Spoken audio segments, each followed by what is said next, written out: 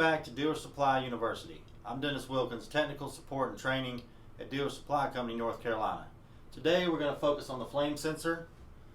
We're going to learn how does it work, we're going to learn how to test it, and also things to look for when you're troubleshooting the flame sensor in the field.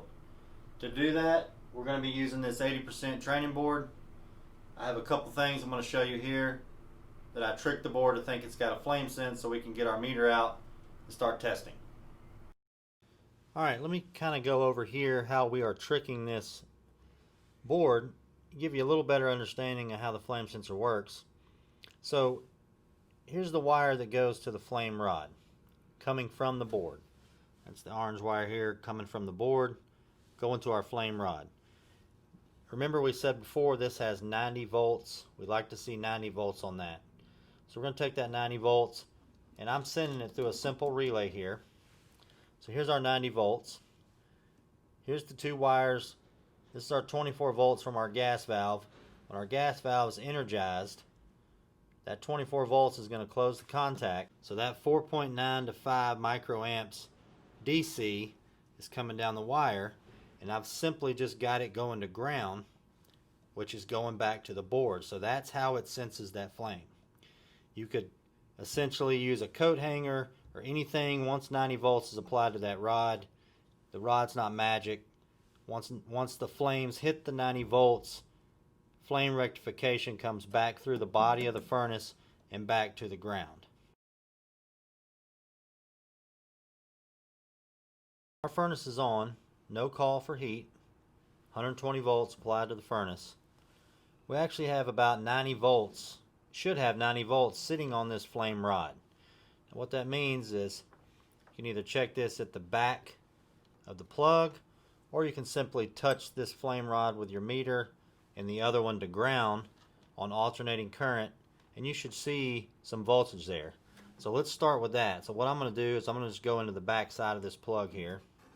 I'm going to put my meter in there, and I'm going to touch this other one to ground. I have a little ground right here.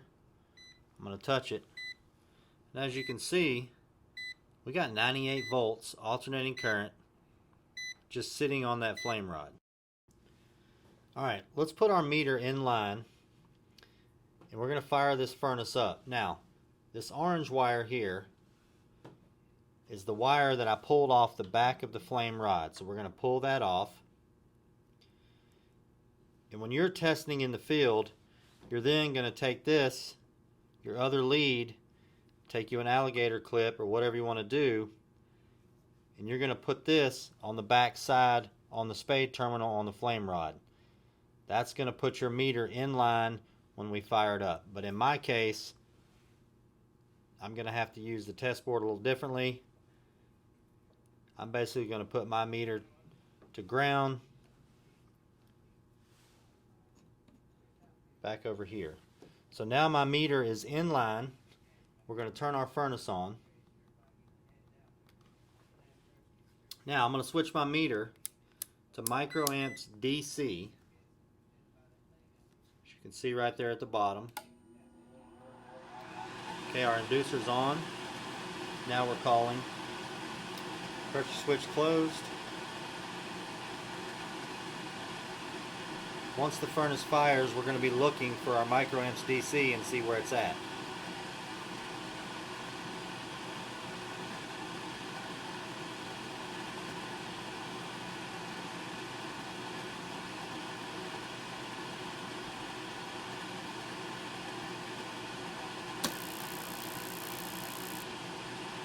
You can see we have 4.9, even seen a 5 there, microamps DC. You're going to see a couple different numbers there in the field depending on how good your ground is, how good, how clean your flame rod is.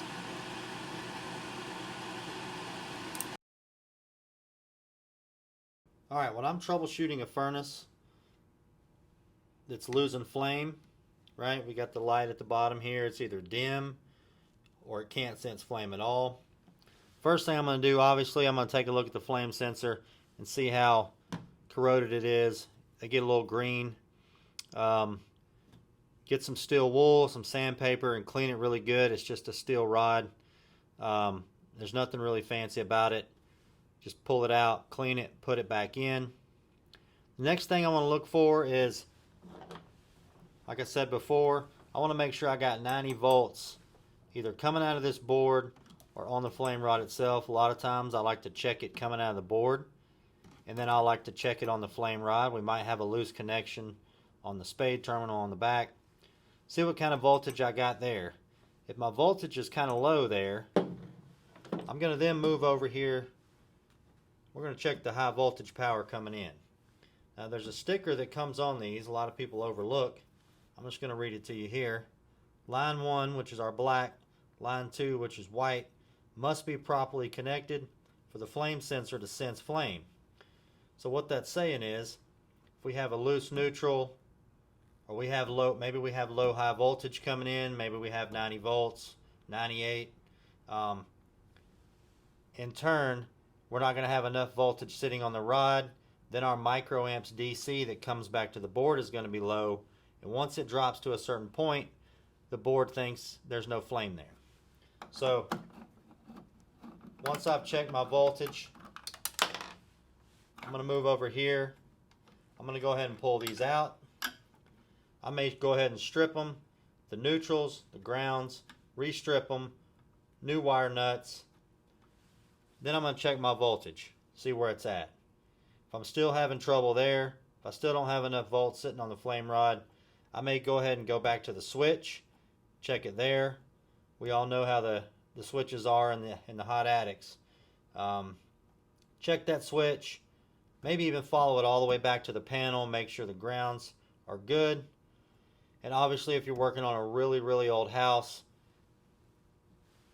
if the house doesn't have an earth ground anymore or it's gone, the furnace can literally not sense flame. So the problem can go all the way back to there. So make sure your high voltage is good and then move from there. Alright, I hope I answered some questions you may have had about the flame sensor and give you a couple things you can try in the field. I'm Dennis Wilkins, Technical Support and Training at Dealer Supply Company, North Carolina, and I'll see you next time on DSC University.